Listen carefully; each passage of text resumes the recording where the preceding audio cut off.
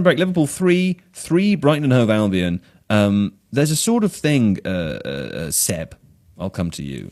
There's a thing at the moment that pundits are sort of saying, which is, Liverpool, there or thereabouts, come the end of the season. You know, not worried about Liverpool. They've got good players. They are 10 points behind Man City, and they are not showing a huge number of improvements in as game to game goes. Would you be worried that this is more than just a sort of early season blip if you were a Liverpool fan? I think if I were, it would be because you do see some very strange things in that defence at the moment, don't you? You see, so individual mistakes, and I think everyone's favourite thing to do is to kind of highlight everything that Trent Alexander-Arnold does wrong without the ball, sure. But then you see odd moments like for the second Trossard goal, you see Tsimikas' positioning, which is bizarre. You see kind of the goalkeeper not standing up to shots that he would otherwise in different seasons have probably saved. And it feels like, I can't diagnose that properly, but it feels like there's been a kind of collective confidence failure. People seem to have lost trust in each other to do the jobs that they're supposed to be doing. And I don't know whether there's an opposition element to it too, in which like you have that kind of self-fulfilling moment where a team starts to believe that they can score goals against another team and so commit a few more members forward. That's probably a question for JJ.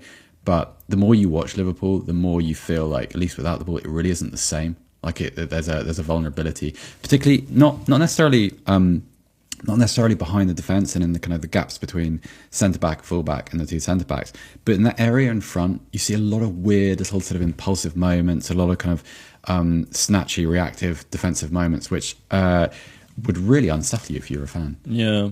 It's not just a sort of back defensive problem; it's a forward defensive problem also. Yes.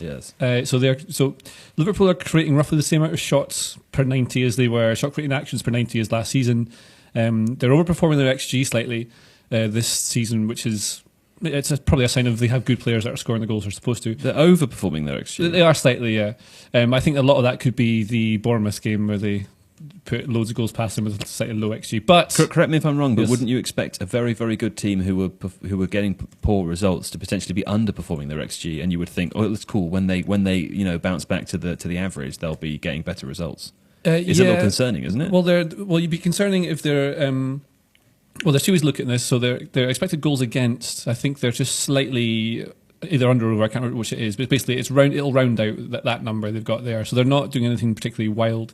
What they are doing much less this season is so last season they were top in the Premier League for pressures in the attacking third. So they're always top. And this season they are considerably down. I think they're around about 11th in the table for that. So that I think can only be something that they've decided to do tactically on the training ground. Yeah. And it could be possibly to do with the World Cup year coming up and also how many games you're playing. So it's hard to keep that relentless, intense press up. Yes. Maybe Sadio Mane not being there anymore might be relevant as well, but Luis Diaz is a good player and can work these sorts of situations. Yeah. But if you're not pressing as well from the front, then what's one of the things they're meant to be best at? You're allowing the opposition more of the ball and then they can get at them, and then they've spotted weaknesses in Alexander-Arnold, which have been really coming to point, and Van Dijk's been really poor as well. Yeah. They've had lots of troubles at centre-back. So, I mean, the right centre-back is swapped an awful lot. So Van Dijk's always on the left, but they've had Joe Gomez playing, they've had Nat Phillips played one of the games, and they've had Joel Matip's been back. But I looked at this, and it's hard to do explaining it without showing on the tactics board. We did that in a video in Tifo IRL, where I was showing the distance that keeps being created between the right centre-back and the left centre-back, which is to do, I think, a lot of the time to cover for Alexander-Arnold's positioning, which is always really high. Intentionally so. Intentionally. He's not doing anything wrong, but then he's been caught out. And when they get back in defensive situations, they're not doing it as quickly as they need to. And they just look not as good. They're not intense. That Pep Lijnders book, I've been reading that. It's really interesting. He's their assistant coach. That's right, yeah. And he's written this book and he says he's telling all the truth. We're not going to leave anything out. All of the truth. And he always, there's loads of things that are funny in it. Anyway, but what he says is their identity is their intensity, and I think they've lost that a little bit this season.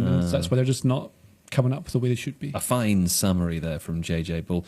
If you like this video, please consider subscribing to the channel. The Athletic is home to some of the world's best sports journalists, including David Ornstein, Daniel Taylor, Ollie Kay, Amy Lawrence and Rafa Honigstein.